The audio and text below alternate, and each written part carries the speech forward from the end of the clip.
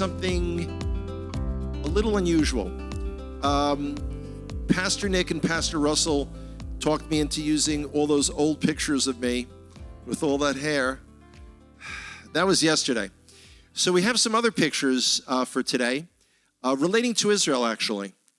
That picture, it's actually a great one.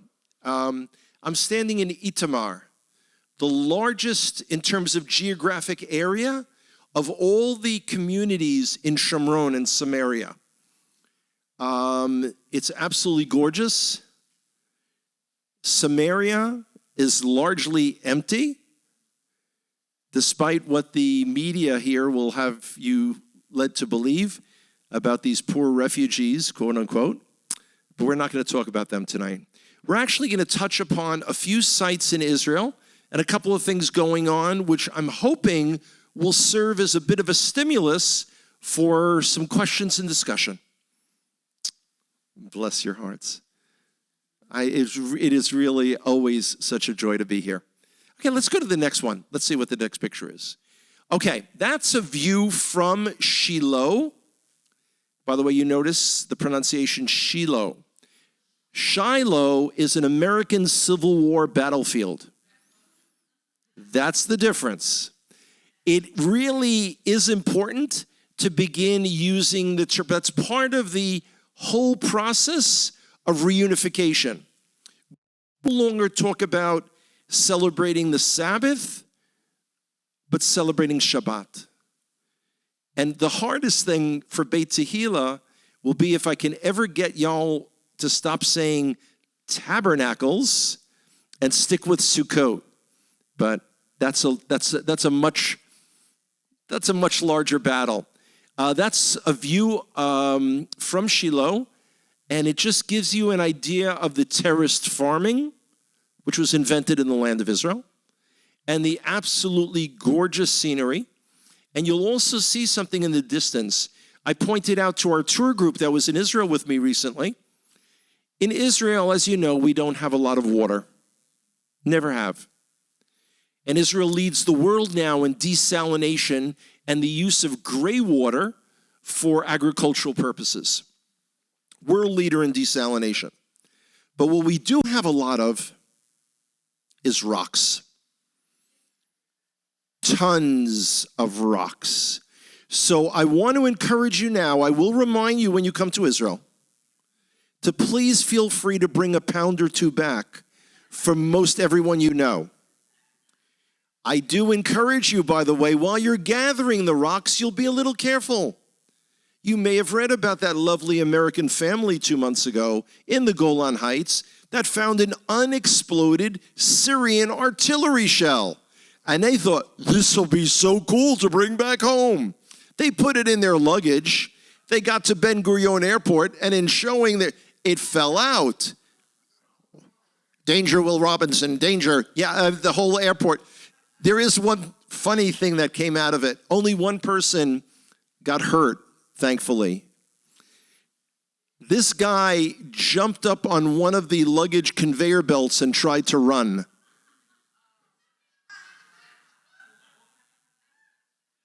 I mean, this must have been a scene not to have been missed. Let's go to the next slide.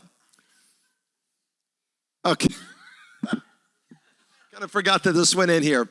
This is a friend of mine, Priscilla Reed from Canada, who is showing the hills of Shomron and the vineyards, and then she thought it was appropriate to mark me with an arrow, just in case in looking at this, you would get confused with who was what and what was where. Shomron and Judea and Samaria are the biblical heartland, the backbone of Israel. Outside of Jerusalem, 95% of what you read in the Tanakh, in the Hebrew Bible, occurred in Judea and Samaria.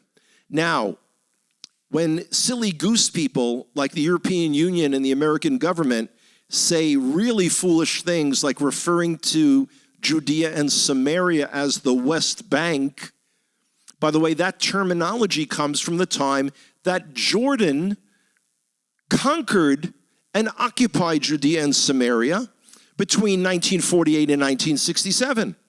And because Jordan is on the eastern bank of the Jordan River, and they never annexed that because the land didn't belong to them, but they referred to that as the West Bank.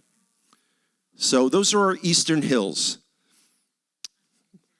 A little bit of tour guiding thrown in. Let's go see what the next picture shows us.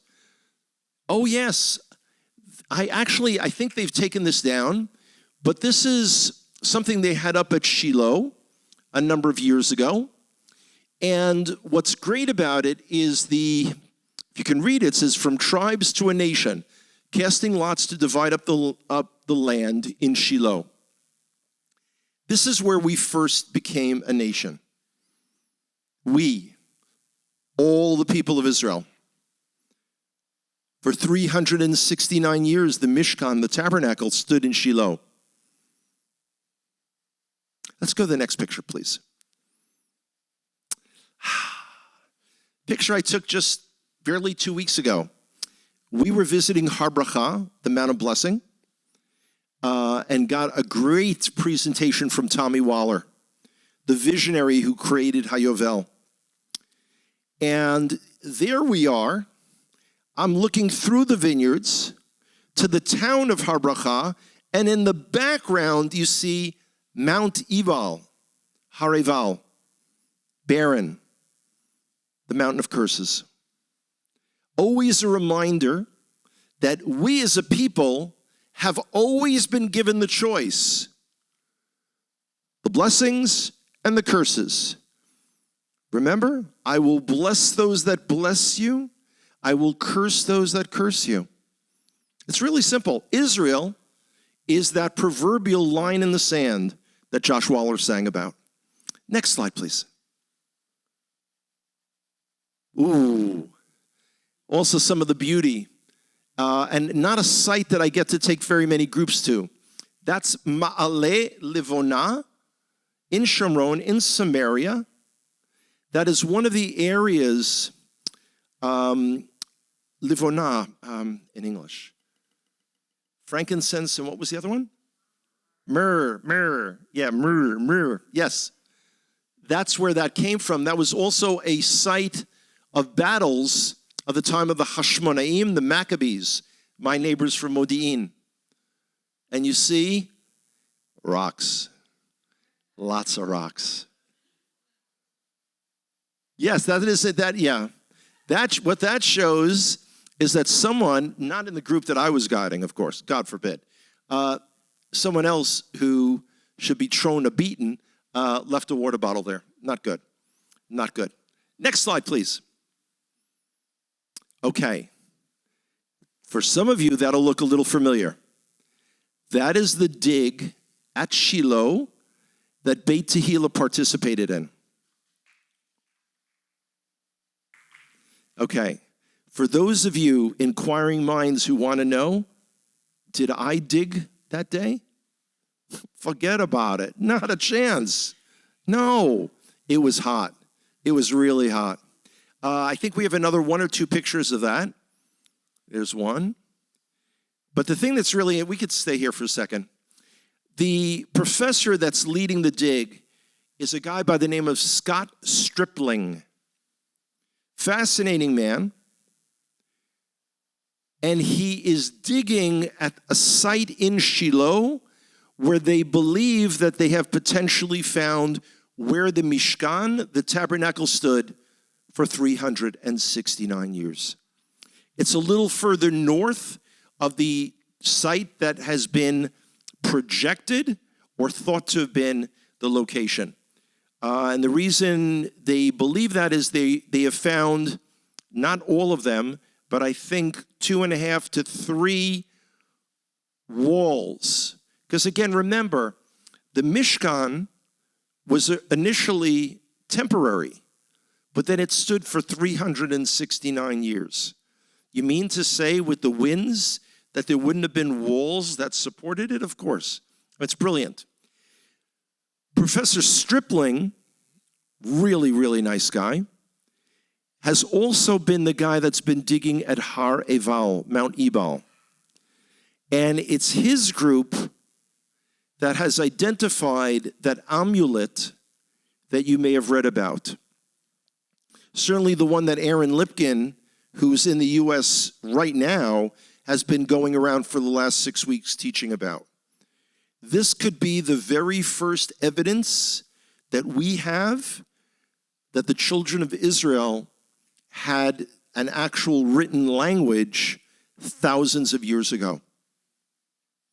Now, since this was stated publicly, what I'm about to share with you, I could tell you this.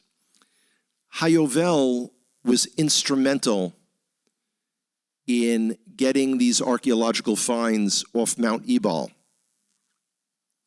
Mount Ebal is in what's called Shetach B, Area B. That means it's under the civilian control of that entity called the Palestinian Authority. And there's been vandalism at the site. So it appears that a bunch of guys from Hayovel, under their supervision, went at night and brought bulldozers and trucks filled with soil. In going through that, that's where they found the amulet. So this is this is late-breaking news. Absolutely late-breaking news. Amazing stuff. Next slide, please. Okay, now we go all the way down south. That's a site that most people have never even heard of, called Tamar, Tamar. It's in the Arava. That is the desert below the Negev desert. Wait a second. Below? Like below, what do you mean below? Well, you know where the Dead Sea is, guys? This is below the Dead Sea. It's pretty far south. Unless you're heading down towards Eilat, you're not going past it. That is work that has been done to restore. That is a Solomonic gate. That means it was built at the time of Shlomo HaMelech, King Solomon. Next slide, please. I have to tell you, sunrise and sunset there. Sunrise, sunset. Hate that song. It's really is absolutely gorgeous. It's an amazing sight, and there are some of the prophets that speak of the Mashiach, the Messiah, coming across from what is today called Jordan and coming through at Tamar. It's a great place. I'm actually going to be there with a group at the beginning of November. The accommodations there, how can I best describe it? I would say it's 5 stars. There are enough holes in the roof that you can look through and easily see 5 stars. But it is an amazing place. Next slide, please. That's a place called Prayer Mountain. I mean, what's amazing is it's hot there, but there's zero humidity. You Floridians wouldn't like it at all. I'm so sorry. Yeah. Not used to this humidity at all. Okay, so I just wanted to kind of tease you a little bit with a part of the country that you never really go to. Next slide, please. Then we go all the way up north. Outside of Jerusalem, one of my favorite sites is a place called Gamla, Gamla. That's the mountain behind me. It looks like the hump of a camel, which for those of you who speak Hebrew, which I know many of you do, I know you do, Gamal is camel. So that's Gamla. It's a fascinating site. We hear about it from Josephus. Remember, the great revolt against Rome breaks out in the year 66. Rome is coming. The troops are coming from the north, from what is today Syria and Lebanon. And this is right up there. Gamla is a city of 9,000 people built on a hill. By the way, there are those who believe, I don't know if you've ever heard a reference to a location called a city built on a hill. Boy, that would change some geography around a little bit, wouldn't it? Maybe they'd move Nazareth Village up here. No, I didn't say that. I did say that. Oh, well. Sorry, not sorry. So the Roman legions are coming. There are Jewish communities that are surrendering. Now understand, 9,000 men, women, and children. They have no hope of defeating the Romans. But there was a hope that if they could delay the Romans, they can protect Jerusalem longer. And they have coins minted from that time with the abbreviation of the words Legeulat Yerushalayim Hakdosha, for the freedom of Jerusalem the Holy. They were fighting to delay the Roman troops from going down to Jerusalem.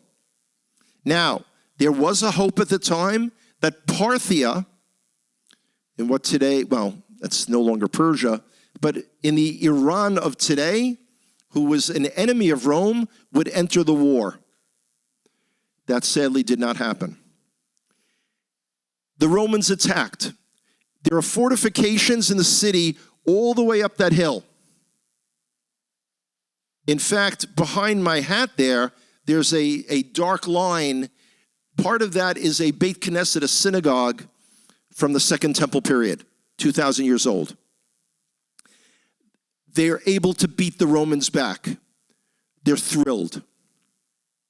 The Romans then send, quote unquote, engineers during the night to weaken the stones. They attack the next day, they break through.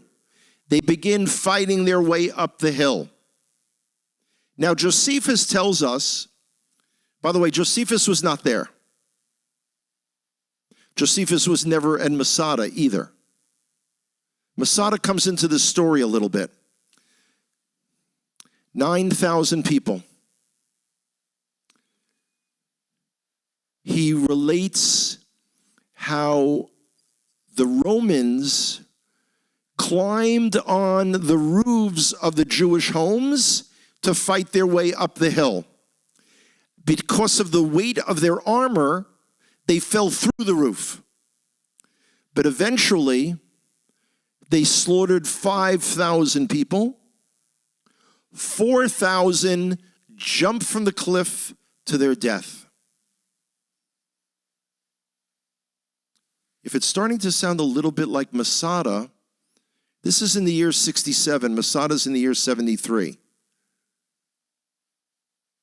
Gamla is not the Masada of the north. Masada is the Gamla of the south. But this area was not under Israeli control until 1967. A very famous archaeologist by the name of Shmaryahu Gutman is surveying the Golan Heights after Israel's victory, miraculous victory. He's sitting eating his lunch, and he looks over and he's like, that's so funny. That mountain looks like that hump of a camel that Josephus talked about. Gamla was rediscovered. Totally had been forgotten about. I read an article a few years ago that indicate that historians looked into that issue of why it was that the Romans' armor weighed so much that they fell through the roof. We're not talking about medieval knights here. Roman armor was leather. Wasn't that heavy. But they checked the dates. The Roman siege began at the time of Sukkot. It's a commandment in the Torah to build a sukkah, a booth that we eat in to this day. They couldn't get outside the city walls. So they took the roofs off one of their rooms, let's call it the salon, the living room, and they put up branches. That's what the Romans fell through. Just discovered a few years ago. Gamla's an absolutely amazing place. Next slide, please. I'm standing right in front of what was the synagogue. 2,000-year-old synagogue. Next slide, please. Okay, this is something we saw just the other night. This is brand spanking new in Jerusalem. This is in Ir David, the city of David, a sound and light show. If you see on the top, those are the walls of the old city. It is extremely well done. Some of you have probably seen the one at Migdal David, the Tower of David. This is, I think, even better. It's really, really well done. Next slide, please. Yeah, and the very next day, I got to take our group there, our Beit Tehila group, and it really helped to be able the night before to have seen this in advance. But the single best place in all of Israel, of course, to guide, to see, to experience, and to absorb is just about anything in Jerusalem. Next slide, please. And there's me standing in front of the Minharot HaKotel, the Western Wall tunnels. I have guided over the years in the Western Wall tunnels over 700 times. Used to work there exclusively part-time while I was getting my tour guide's license. It's an amazing place. And they just recently, in the last 6 months, opened up a second tour, which is totally different than the very first one. We're going to take a couple of moments to just talk about what's going on there and what's going on in and around the Temple Mount, which is the single most important place in the entire world for the people of Israel. You will hear often that the Western Wall is the holiest site on earth to the Jewish people.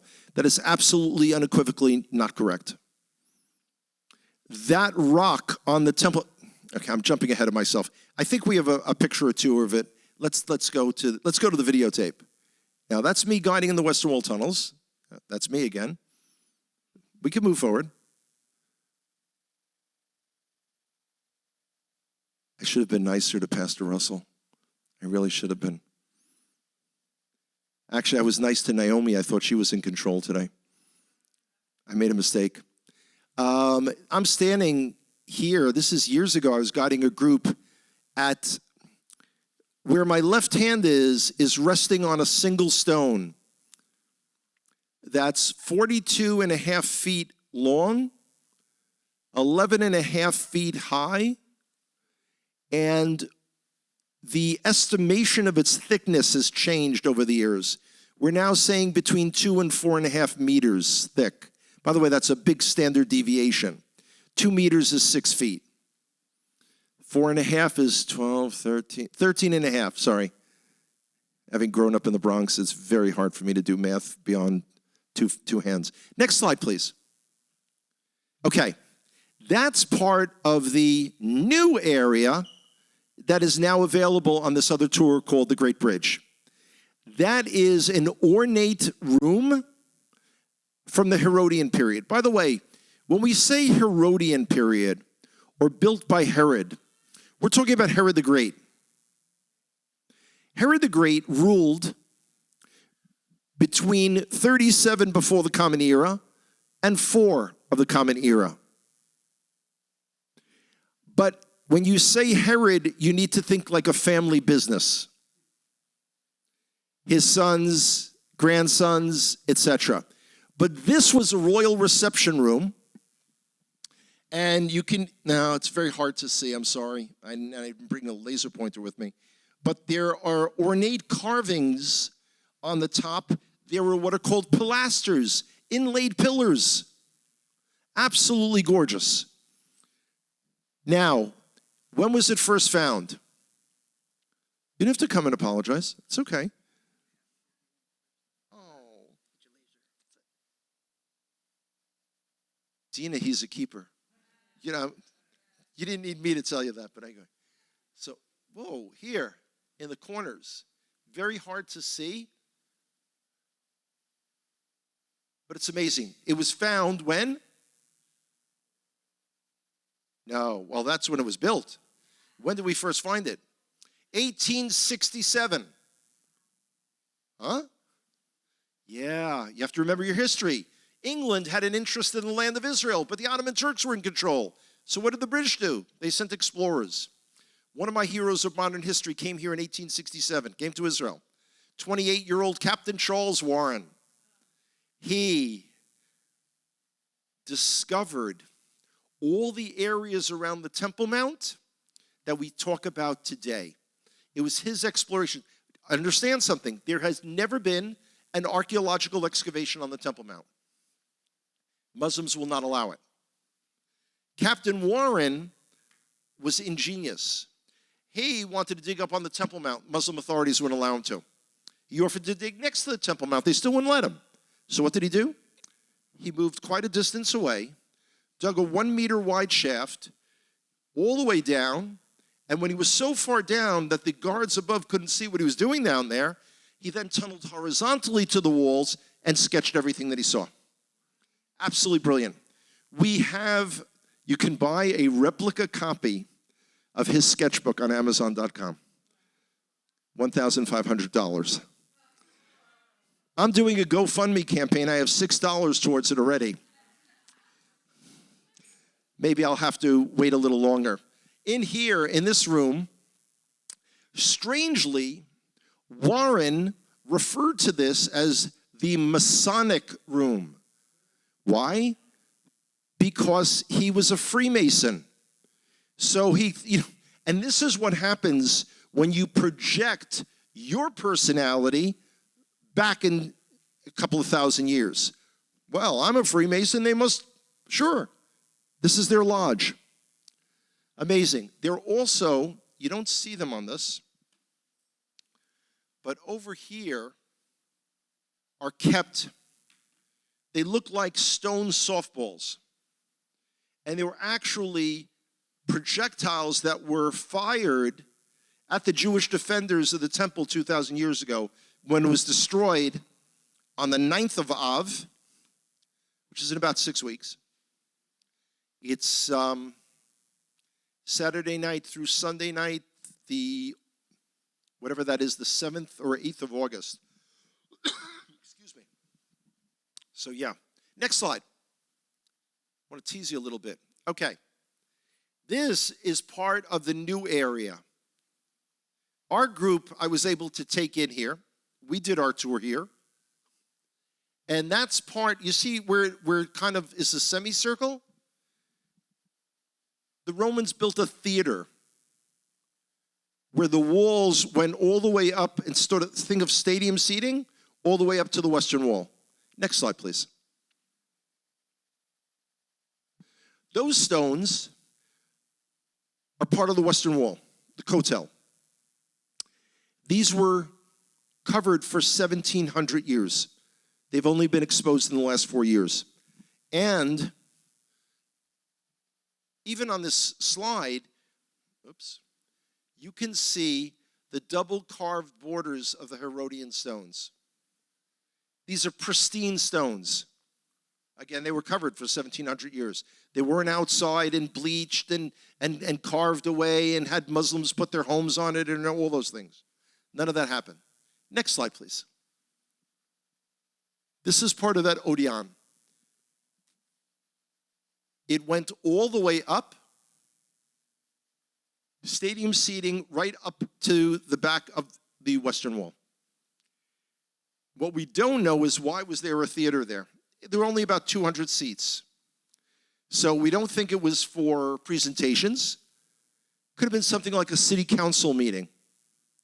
There are those who say that because after the year 70, when the temple was destroyed, the Sanhedrin, or Supreme Rabbinical Court, was no longer able to meet on the Temple Mount, that they met there. But that makes absolutely no sense. But I'm just repeating it. Next slide. What do we have? Okay. This is a massive mikveh, a ritual bath, with actually entrance from 4 sides. Absolutely massive. Again, remember, before entering the Temple Mount, people had to become ritually pure. They had to immerse in a mikveh, in a ritual bath. What I cannot figure out is we believe this to have been outside. we don't wear a robe when we go into the mikveh.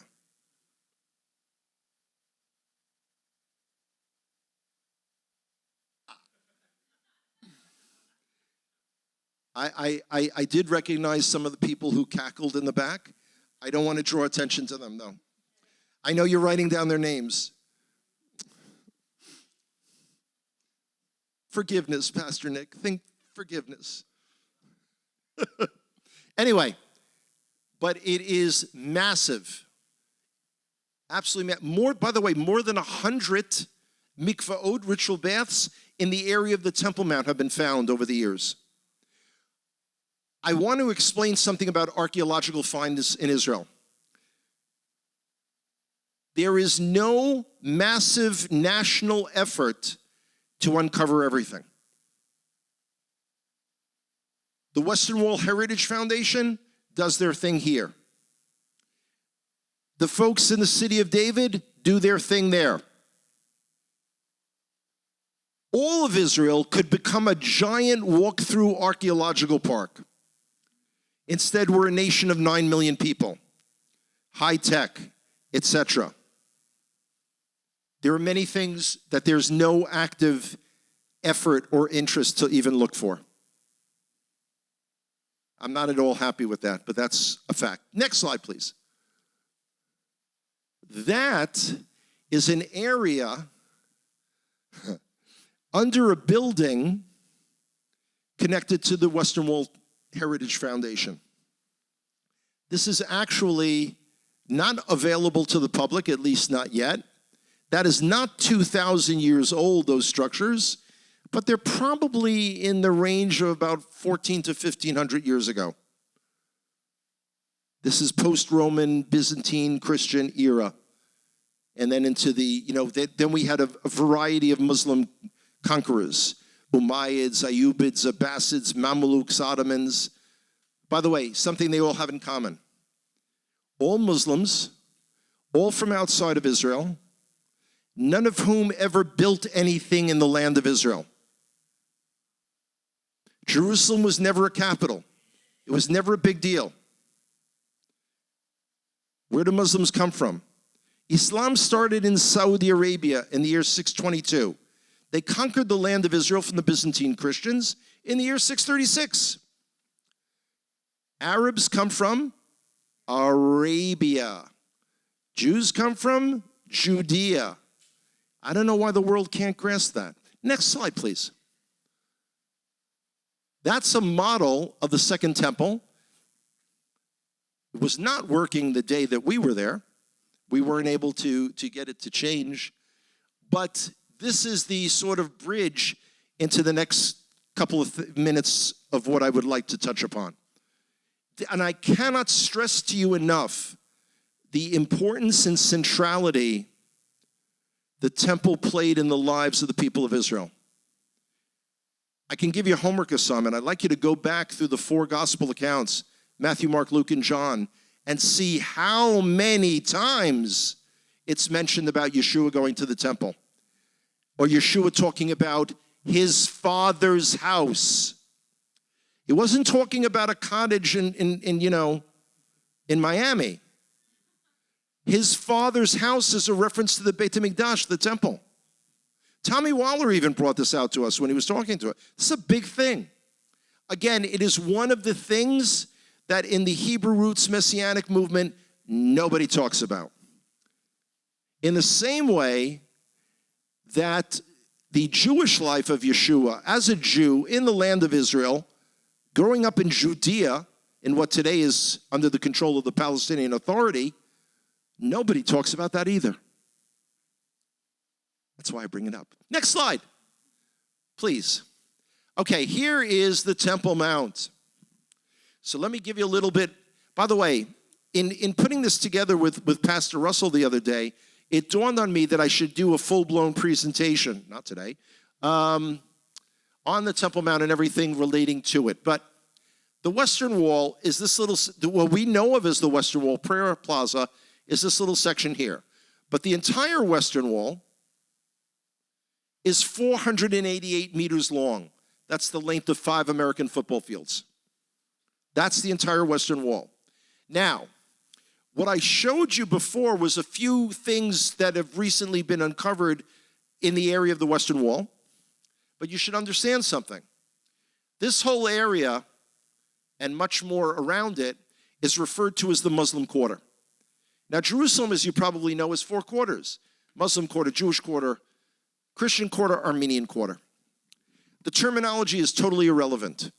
What we call the Muslim quarter of today was largely Jewish until the Arab riots between 1920 and 1936, and the British moved the Jews out. Ethnic cleansing.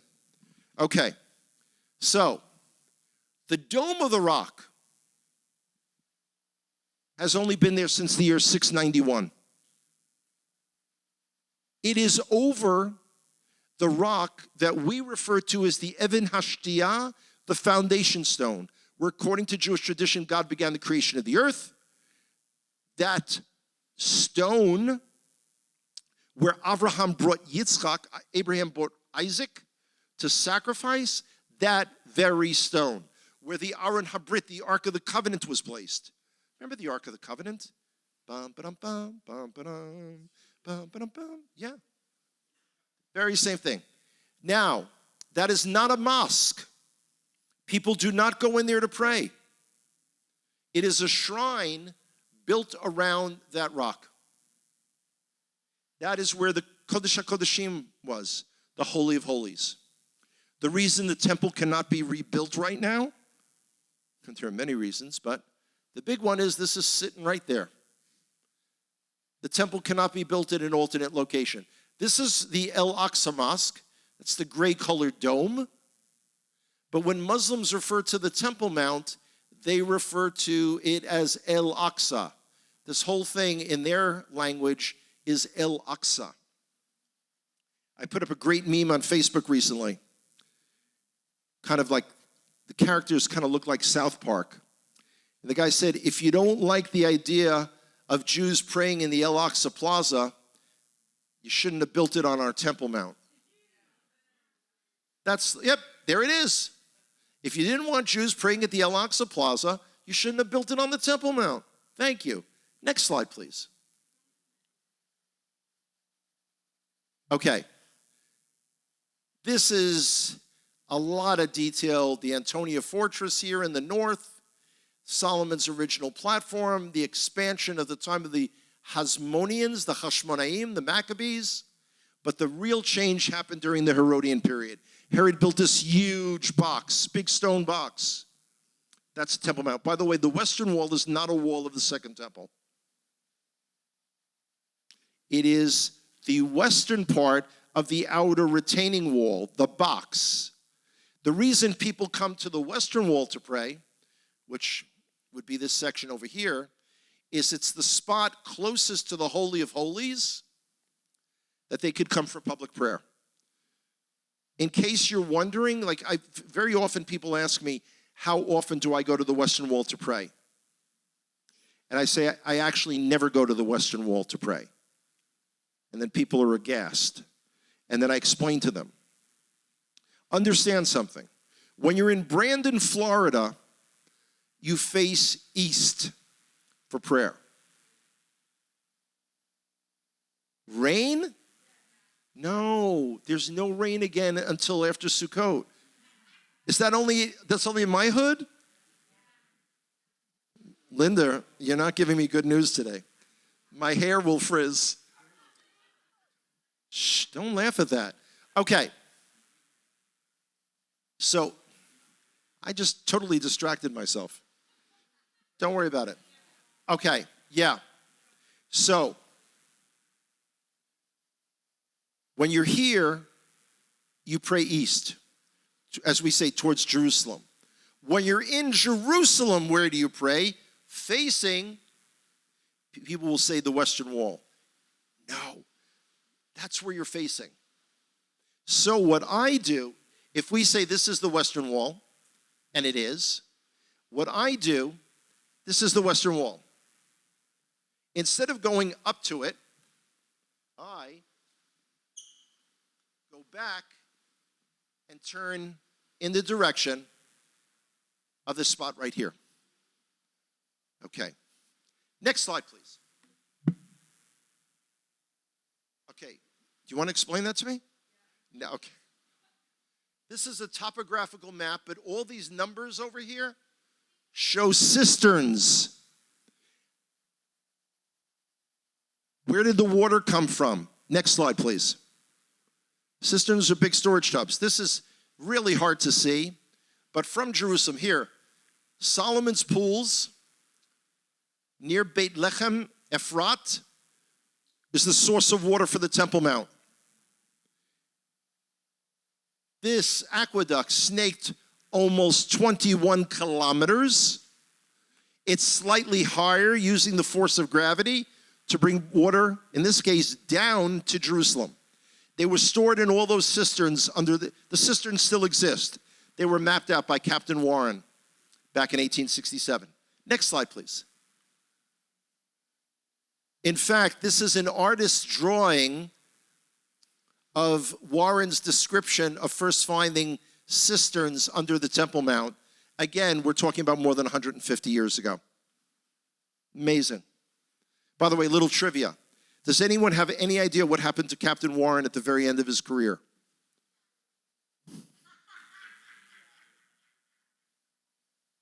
This is Critics' Corner over here, Pastor Nick. I'm just telling you. Okay, no, it's fine. He's a major general, and he's appointed Metropolitan Police Commissioner of London. He was the guy that was charged with catching Jack the Ripper. But did he? And as we say in Hebrew, no bueno. Not at all good. It was very sad. Okay, next slide. I'm going to show you some things that you've probably never seen. This is June 1967. Israel has liberated the Temple Mount. These are our generals and officers and politicians. By the way, jackets and ties didn't become in vogue in the Knesset until Menachem Begin of blessed memory was prime minister, and that was in 1977. Now everyone wears a jacket and a tie. I don't own a jacket and a tie, which is why I'm not in the Knesset. In case you were wondering. Next slide, please. Our troops celebrating in front of the Dome of the Rock. Professor Don Bahat, the archaeologist who did the excavations of the Western Wall tunnels, refers to this moment as a once-in-a-thousand-year opportunity that we blew. Because, like in Hebron, if the Marat HaMachpelah, the Cave of the Patriarchs, has separate hours for Jews to pray, which, by the way, is Christians as well, and separate hours and separate sections for the Muslims to pray. Same thing could have been done on the Temple Mount. We didn't. We weren't at all. We had not expected to win. May 1967, they were digging mass graves in Tel Aviv and Haifa in the parks for the upcoming war.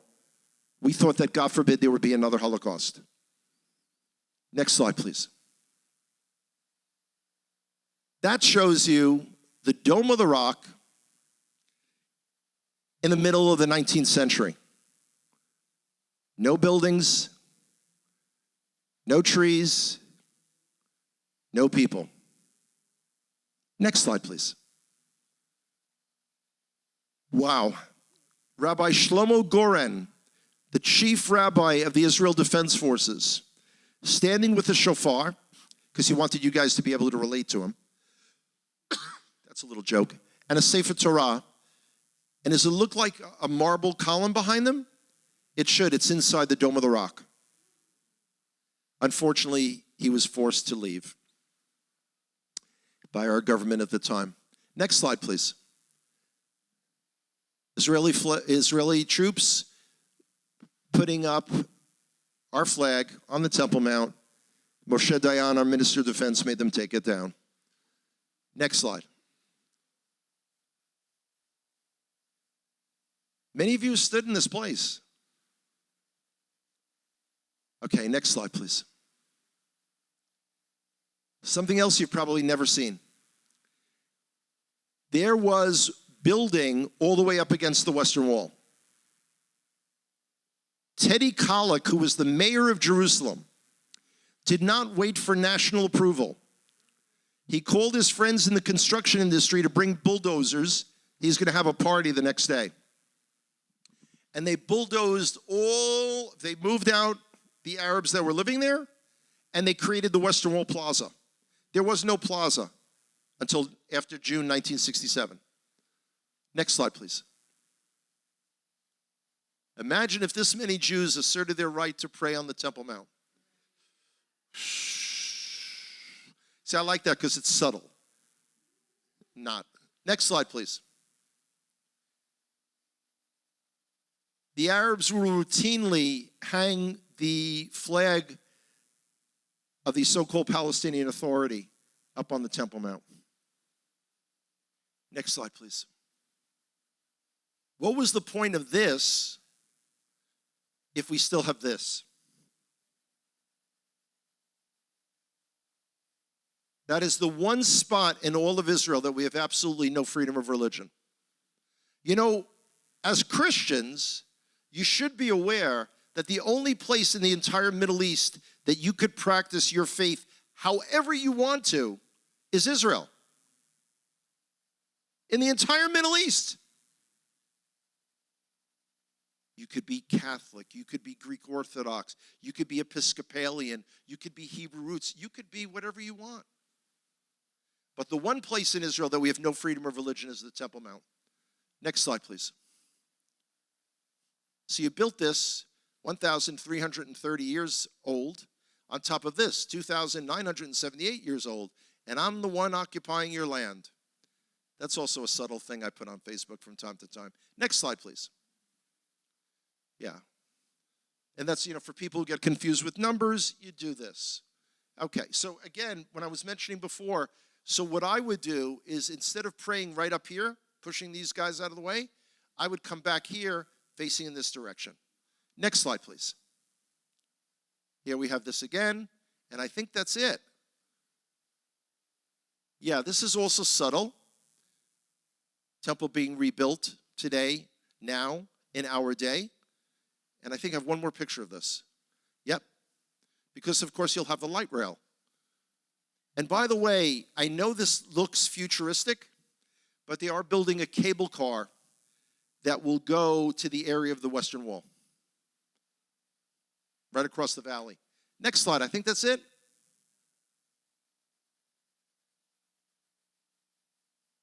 Hello. I guess that's it. Okay. So I just wanted to tease you with a couple of things a little differently. Now, y'all must have some questions. Yes, we have a question here. Just throw the microphone across the, no?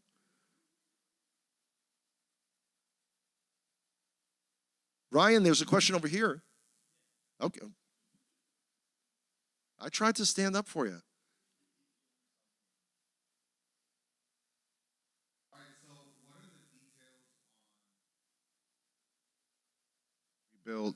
Okay. What's holding it back? And also, I heard about the breeding of the specific cattle. The Parah Adumah, the red heifer. Yeah. Okay, let's start with the last one first. The red heifer. There are attempts to breed it. In fact, from what I understand, ongoing in the nation of Texas right now.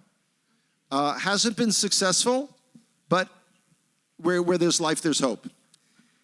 One of my dearest friends on earth is a fellow by the name of Joseph Good. Lives in Crosby, Texas. Joe has been teaching extensively on the temple for well over 30 years, and outside of Israel, he is the single authority on the temple and its services. Now, Joe, along with another dear friend of mine, Edgar Ramos of Austin, and Rico Cortez are doing a 4-day conference in Oxford, Mississippi, third week in July, and they've invited me as a guest speaker. I'll be there as well.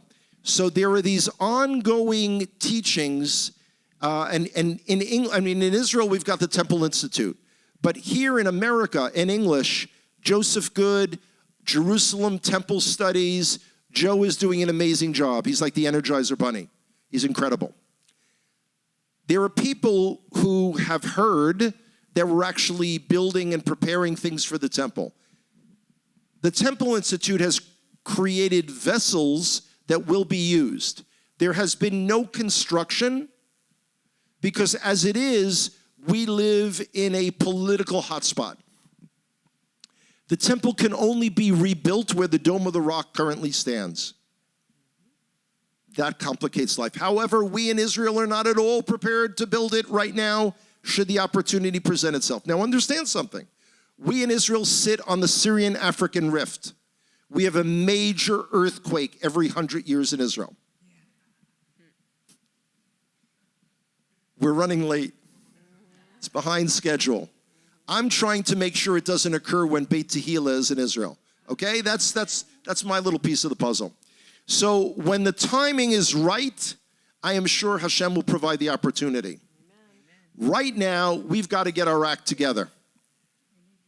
When I say we, okay, I'm talking from the Jewish side of the family. Our government for the last year has been the one singular attempt at unity that we've had for the 74 years that the state of Israel has been reconstituted. We've got a lot of work to do. For as messed up as we are on our side of the family, Ephraim's got its work to do too. So, if we all try to collectively get our acts together, I believe we can make it happen in our lifetime.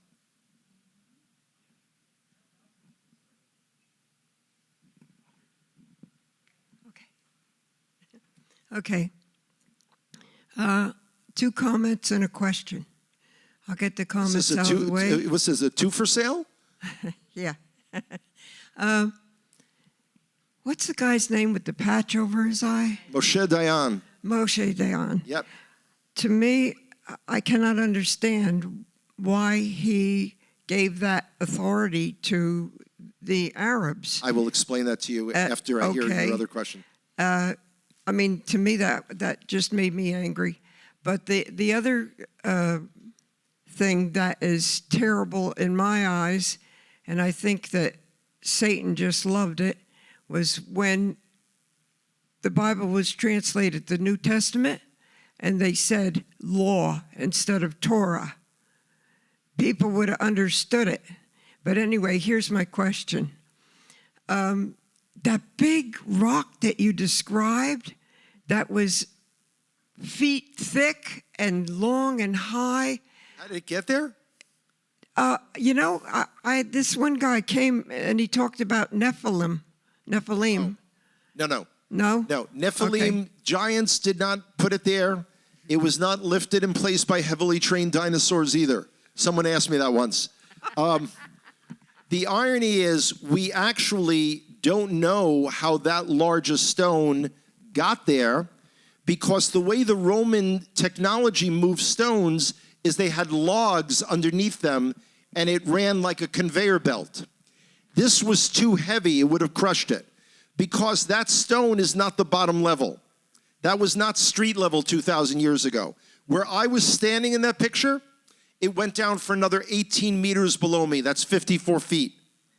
54 feet of stone. Moshe Dayan. Understand something. We had a very weak prime minister then, Levi Eshkol. Dayan was the big hero. By the way, he was Minister of Defense for 1 month before the war broke out.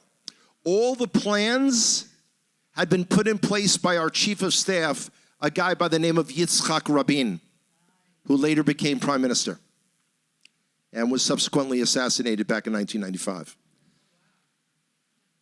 Dayan recognized the history of the Temple Mount, but he saw that it was the Muslims that were there today. He also felt that they would be so shocked by having been beaten so badly by Israel that he didn't want to put anything in the way of what he believed to be upcoming peace talks. Go on and chase yourself. Yeah. Stupid. Incredibly stupid. He could have at least held on to it. It could have at least, well, would have, should haves, and could haves. Next question. Yes? I heard that where the Temple Mount is, that the land is also like deeded for a certain amount of time. No. And that it would revert back to Israel? No. There's no such a thing exists. No? No. Okay, then it's No, just... Islam conquered the land of Israel from the Byzantine Christians in the year 636. Various Muslim groups ruled until 1917, when the Brits came, until 1948. 1948 to now, but there is no deed to the land. In the Torah, it does indicate that that land was bought from a Ravna the Jebusite. By the way, the other places that the Torah specifies that were bought by the children of Israel were Shechem, what's referred to as Nablus, and Hebron. Yeah, all the three places in contention. Any other questions? Oh, come on now. Oh, we have a question over there. Well, she's like Vanna White with the microphone. Is Jordan still in control over the Temple Mount right now? I'm sorry? Is Jordan still in control of Okay, it? the Islamic Waqf, the Muslim Religious Council, technically, but they are affiliated with Jordan. They are in technical day-to-day control. Israel retains security authority. But understand something. Muslims can enter the Temple Mount from 8 different entrances. Non-Muslims, that would be all of us, can only go through one during certain hours. And we have to go through a screening. Muslims are not screened, which is why periodically you'll hear about an Israeli police officer being attacked by someone coming off the Temple Mount with a gun or a knife. It's insane.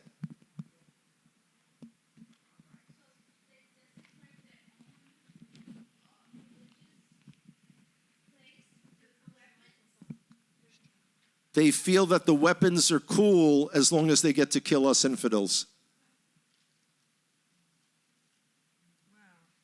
Which is why they store fireworks and rocks and other materials in the Al-Aqsa Mosque to throw down on people worshiping at the Western Wall. Why doesn't the Israeli government or the security that is that surrounds, they're supposed to protect the... Right. Whenever that occurs, you will then read about a riot on the Temple Mount when Israeli police go up to prevent that from happening. Yeah. The idea of getting the Muslims, the leadership, to agree to prevent this from occurring is like spitting into the wind. Okay, last question. The Temple Mount, is that on Israeli land? Okay. Technically, everything in Israel is on Israeli land. Technically. Right. But the Muslims now reject the claim that there was ever a temple there. Arafat, when he was negotiating with Bill Clinton, remember Bill Clinton? That Bill Clinton, he said to Clinton, there never was a temple. I mean, this is a Muslim lie. This is all the time. Yeah, because there's historical proof. I'm sorry? There's historical proof now that can be, But you can distort whatever you want. I can show you a booklet published by the Islamic Waqf in the 1920s that was actually a tourist guide to, as they call it, the Haram al-Sharif, the noble sanctuary. And one of the tourist points that they point out was that King Solomon's temple was here. But that was in the 1920s. They no longer use that. A lot changes in 100 years. Uh-oh. Go in the wrong direction. It's so good to be young and energetic. You're doing a great job, sweetie. Thank you. What's the furthest north that you've taken a tour group? Have you gone up to Mount Hermon? No, I haven't gone to Mount Hermon. I've gone to Metula. I've gone to the fence on the Lebanese border. I've sent your regards, by the way. And another question, I've been inside the Dome of the Rock, but the rock isn't flat. No. So, In fact, you can see pictures of this. Google it. Rock within the Dome of the Rock. There are places that look like it's been chipped away. That's when the Crusaders left. They took souvenirs. Seriously. You just can't make this stuff up. But no, it's not totally flat. Not at all. But it is interesting looking. Well, and by the way, since the year 2000, you cannot enter the Dome of the Rock. Muslims do not allow non-Muslims in any longer. We Orthodox Jews wouldn't go in because that was the spot of the Holy of Holies. So we don't. We wouldn't. But yeah, you can't go into that anymore. Anything else? Uh-oh. Over there. Uh-oh. I see a little whispering going on. There's like some instigation over there. No, this one's just an area of interest. So the Ark of the Covenant, there's supposedly like a little indentation in that area where, and I've always wondered because some people claim that it's under tunnels, some people claim it's in the Ethiopia, but none of the prophets have indicated in their future visions that it's anywhere. Just your personal opinion. I happen to think it's gone. What do you think? I stand with the traditional Jewish understanding that it's hidden in a chamber under the Temple Mount, and when we're ready for it and need it, we'll find it. Now, according to the prophet Steven Spielberg, it is in... It's a death weapon. It is in, some warehouse, some army warehouse in New Mexico. I don't think so. But it's a great thing, Again, we go back to, bum, ba-dum, bum, bum, ba-dum.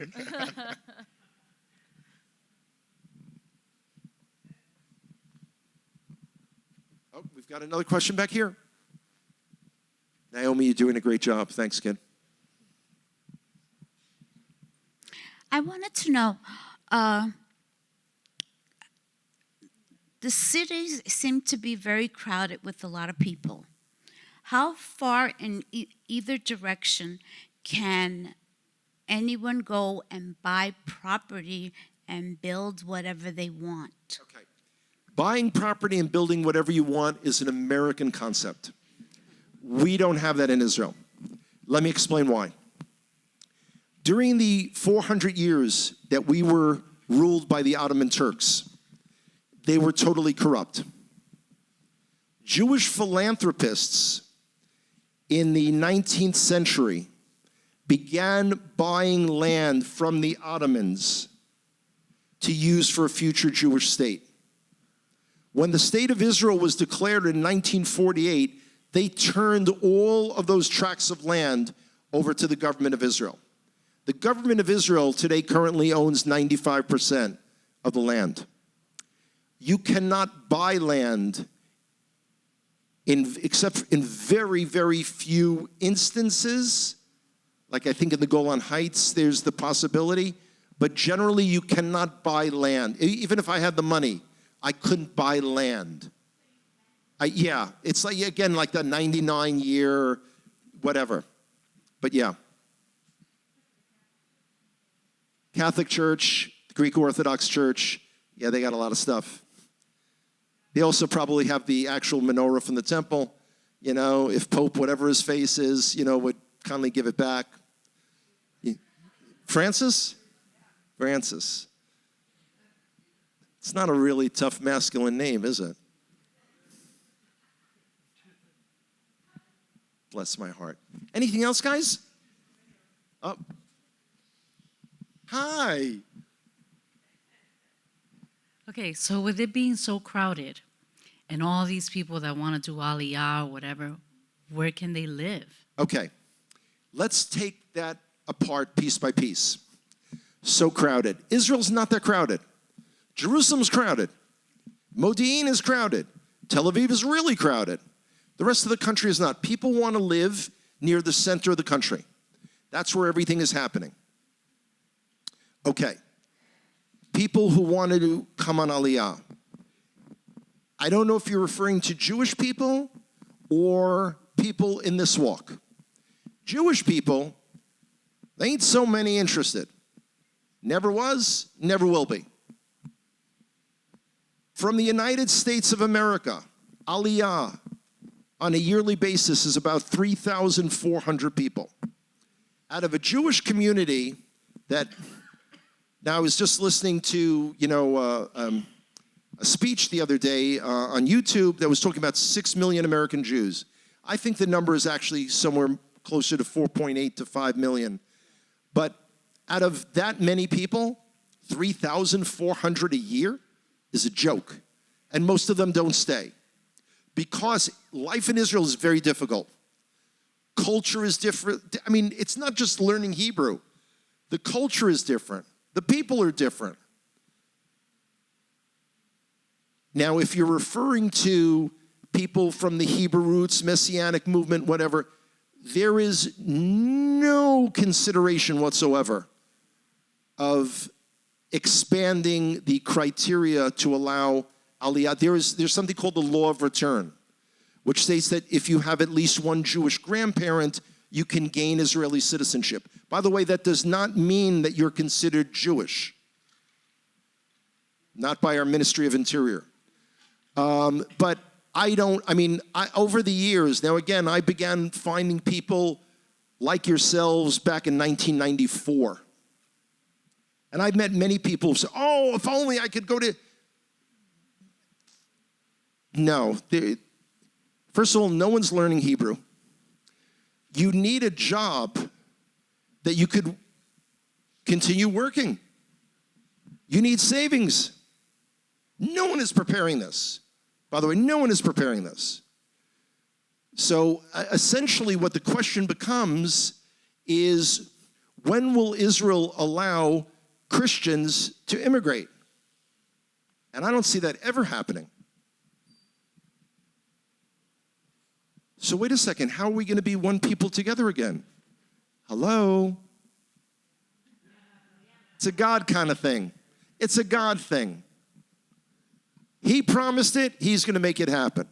There are things that we can do in the meantime together to get to know each other, to support each other, to work on projects together. We've got a lifetime of work to do. But in terms of going to Israel, it's not the time. It's not the time. And American Jews aren't going, so forget about them. Uh-oh. Didn't you say that was the last question? But that was the last question 5 minutes ago, not now. Exactly. That's right.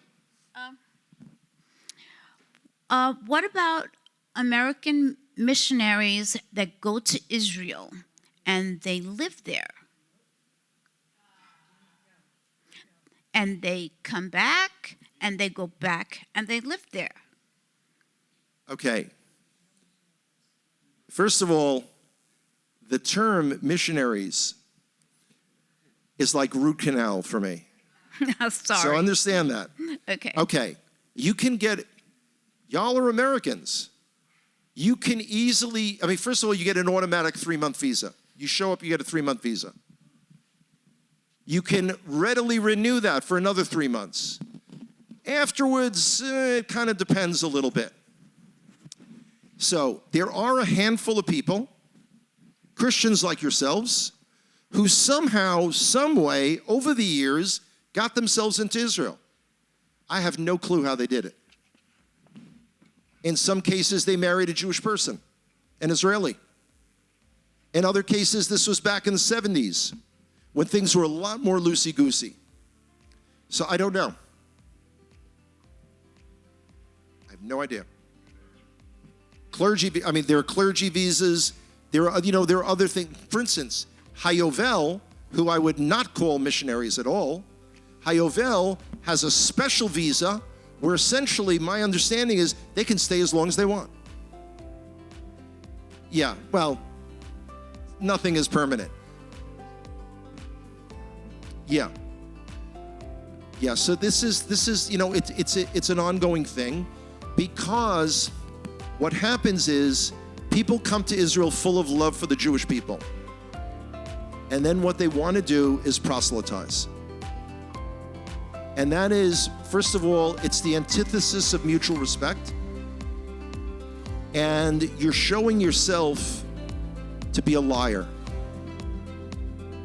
Now, our friends from Hayovel are in a very, very, very difficult position. First of all, they've got the Jewish community looking at them all the time. Then you've got their Christian supporters who are saying, hey, y'all aren't passing out tracts to the Jews. What are you doing? So how Tommy is able to straddle that line, you know, it's worse than parents and in-laws. I mean, this is like, everyone knows what you should be doing with yourself. Yeah. Well, I guess that's it, boys and girls.